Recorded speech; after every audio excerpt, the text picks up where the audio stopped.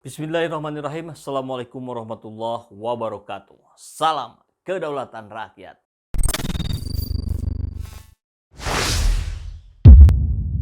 Sahabat semua, kami ingin bertanya, apa keunggulan Pak Jokowi?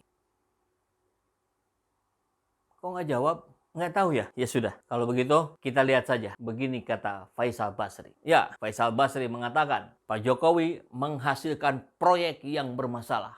Bahkan mangkrak. Kata Pak Faisal Basri, bukan kata saya. Saya sih mana berani, rakyat jelata. Upaya-upaya yang dilakukan oleh pemerintah untuk mengatasi, untuk menjawab keresahan rakyat, memang makin kesini makin tak masuk di akal publik. Kita pun kebingungan, kok bisa narasinya seperti itu.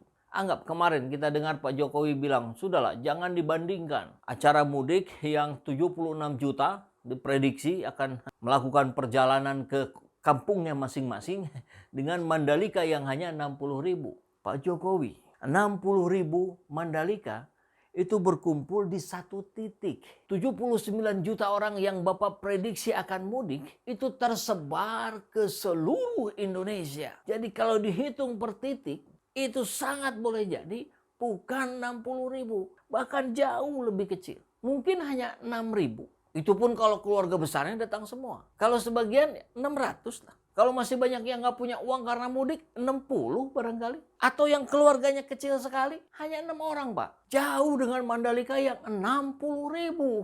Jadi ini logika yang tidak tepat Pak Jokowi sampaikan. Membedakan Mandalika dengan mudik. Justru kalau Mandalika dianggap aman 60 ribu, harusnya yang 6 orang, 60 orang, 600 orang, 6 ribu orang, itu aman-aman saja. Jauh lebih kecil dibanding Mandalika. Begitu ya Pak ya logikanya ya. Biar nggak kebolak-balik gitu, biar nggak jadi pusing gitu ke Bapaknya. Ya Bapak juga kemarin hadir di abdesi yang tidak sah, konon katanya begitu ya.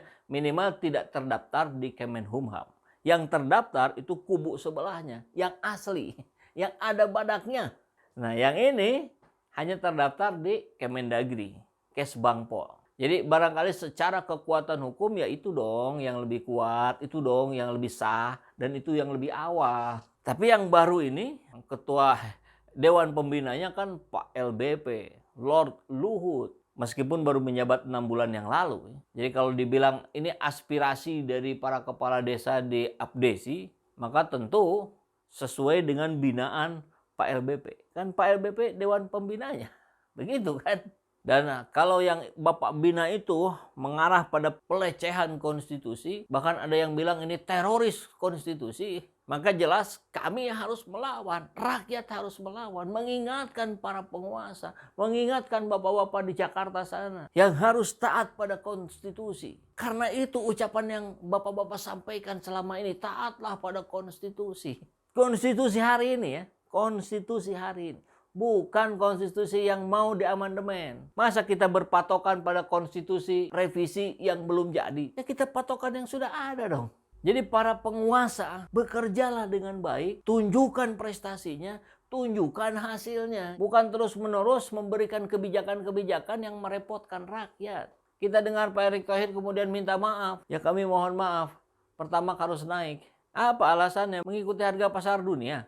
Waktu harga dunia turun, kenapa nggak ikut turun? Sekarang naik ikut naik, bagian turun nggak ikut turun. Gimana ini? Seperti jabatan juga ya, yang lain naik ikut naik, udah waktunya turun nggak mau turun. Repot dong. Pak Erick nggak cukup minta maaf. Anda harus menjelaskan secara tuntas kenapa waktu itu nggak ikut turun, sekarang ikut naik. Oh ini kan pandemi, kita punya biaya yang harus dikelola. Ya itu urusan Anda, jangan nyusahin rakyat. Rakyat hari ini ekonominya belum meningkat. Jangankan mau meningkat, untuk berpikir makan hari ini apa saja masih banyak yang belum kepikiran. Ini ditambah harga-harga semua naik. Gimana logikanya? Gimana katanya yang mau mengedepankan kepentingan rakyat? Pro wong cilik, mana buktinya? Kalau mau tunjukkan hasilnya. Seperti ini nih, Pak Anies Baswedan di Jakarta menunjukkan hasil. Indeks pencegahan korupsi tertinggi hari ini. Sampai 90% dan itu tertinggi dibanding provinsi yang lain. Itu dong, tunjukin prestasi. Oke, begitu aja ya. Buat pemerintah, janganlah terus-menerus memancing emosi umat Islam. Memancing rakyat jelata. Kami tidak ingin terjadi chaos. Kami tidak ingin melakukan people power. Tapi mungkin itu satu-satunya jalan yang harus dilakukan. Kalau para penguasa di sana sudah semakin buta dan tuli, yang tidak bisa mendengar aspirasi rakyat, yang tidak bisa melihat apa yang terjadi di kalangan grassroots. Mudah-mudahan kali ini Anda bisa mendengar dan melihat. Bagi sahabat semua, kami membuka peluang untuk turut membersamai para calon pendakwa ini dengan memberikan donasinya ke nomor rekening yang ada di bawah ini dan mengkonfirmasikannya ke nomor yang ada di sini.